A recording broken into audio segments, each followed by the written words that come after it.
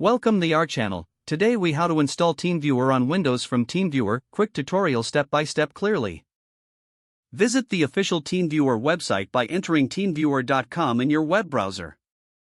Once the website opens, locate the download button prominently displayed on the homepage. Click on the download button to begin downloading the TeamViewer installer. Depending on your browser, you may need to confirm the download. Once the download is complete, navigate to your browser's download folder. Locate the TeamViewer installer file, which is typically named TeamViewer_setup.exe. Double-click the installer file to initiate. If prompted by user account control, click Yes to allow the installer to run. The TeamViewer setup wizard will open, presenting you with the license agreement.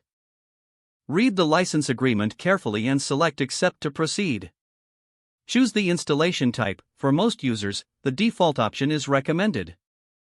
Click Next to continue with the installation. Select your preferred installation directory or use the default location, then click Next. Once you're ready, click Install to begin the installation process. The installation may take a few moments, so please be patient. After the installation is complete, you will see a confirmation screen.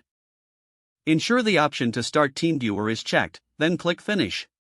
TeamViewer will launch, and you will see the main interface. At this point, you can set up your account or use TeamViewer for remote access.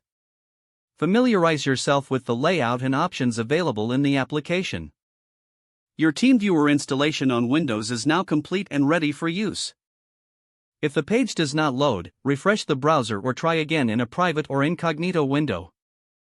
Make sure you are using the correct email address, then retype it carefully to avoid small typos.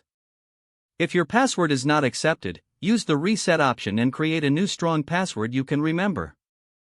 Check your spam folder for verification or security emails, then complete any requested confirmation steps.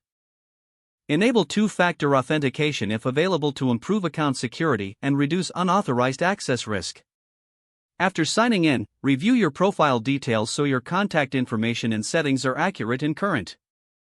If you see an error message, note it down and try again after restarting your device and internet connection. Log out when you finish, especially on shared devices, to keep your account and payment information secure.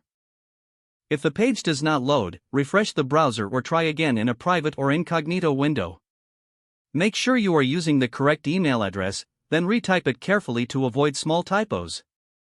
Don't forget to like this video and subscribe to our channel for more step-by-step tech guides.